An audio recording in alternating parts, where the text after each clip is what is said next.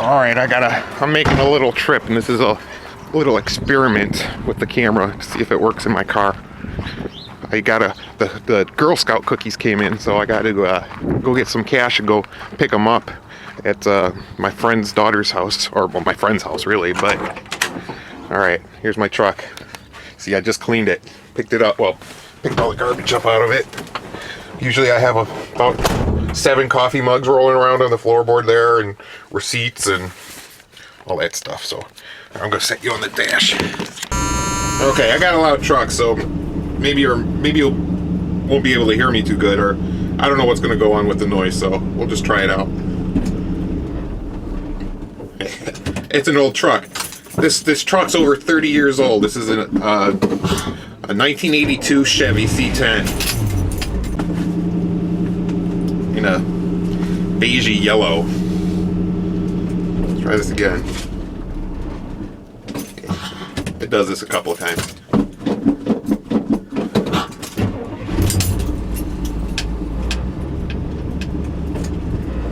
All right, we're off. One time we were about 14, I guess, and we were having a sleepover. That's actually staying pretty good. Survived the turn and everything. Awesome. All right, so me and my brother were about 14.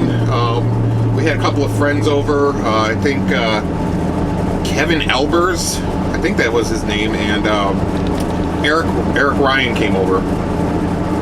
Is there anybody else? Maybe Mike Hill was there. Yeah, I think maybe Mike Hill was there too. He was another one of our friends from back then. Anyway, so they come over, and Kevin Elbers was he was an anarchist, and he had this brilliant idea. We should get some napalm, and he showed us how to make napalm. All you got to do is get gasoline and styrofoam, and you melt the styrofoam in the gas. It just dissolves it. We got that together, and we snuck out of the house in the middle of the night, 5 of us. I'm pretty sure it was the 5 of us. Me, my twin brother Scott, Mike, Kevin, and Eric. We all sneak out of the house, and we're just marauding around the neighborhood. And we go to Hamel Woods. It's a public park by us. We go there. We set I think we set like a dumpster on fire or something, and we're just being hooligans. So then after that, we go to this lady's house on the corner, on the opposite side of the neighborhood. And I don't know who brought them, but we had these Tux medicated pads. And what those do is they're full of alcohol, and they just stick to stuff. If you just take them and like put them up against a window, they'll stick there.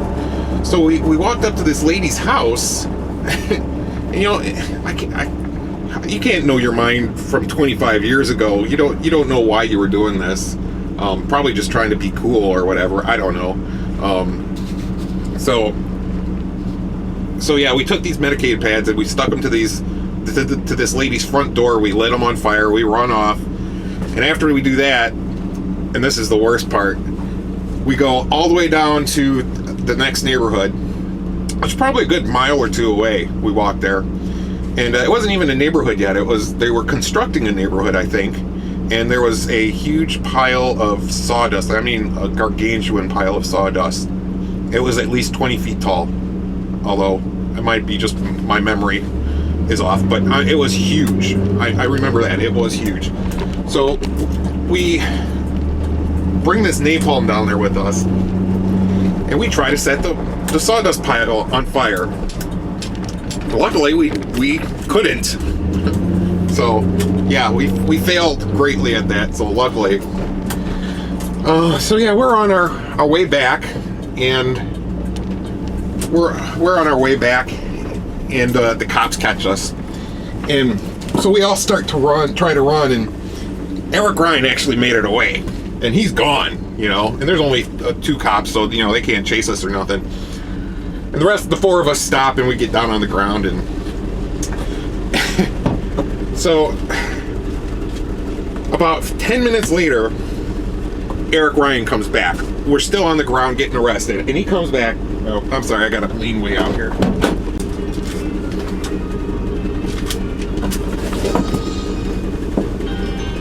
Phone's ringing. Hello? More scrubbing bubbles? All right, no problem. All right, bye-bye. We're trying to get the house cleaned up for a party we're going to have next weekend, so I guess I need garbage bags and scrubbing bubbles. 1 second. All right, so yeah, Eric Ryan comes back, and he was gone. I mean, he could have just snuck back into the house and said, "Yeah, I didn't feel like going with them, and I didn't know what they were going to do, so and I was tired, so I just wanted to sleep or whatever."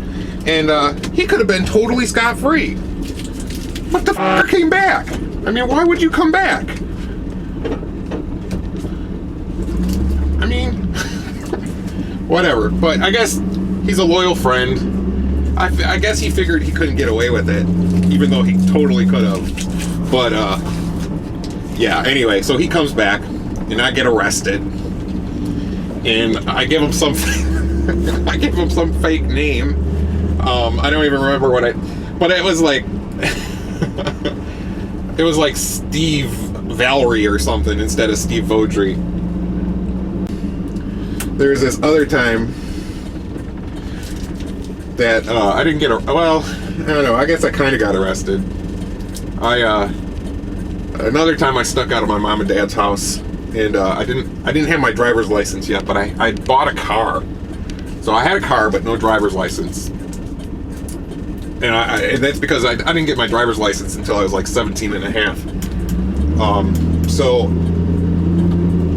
I sneak out and with my car with no driver's license. I go to my friend Rudy's house, and we were playing Dungeons and Dragons, and Todd Horkey was one of my friends at the time, and he needed a ride home, I think. So I give him a ride home. I drop him off, and I remember I'm feeling all cocky with myself and all happy that I had a really good night, and I snuck out, and I was just totally in my own head while I'm driving, which was a bad idea because it was snowing out, and I come to a T intersection. I'm not paying attention, and so I slam on the brakes, and I slide straight through the T intersection into the ditch right on the other side of the road. So I'm stuck.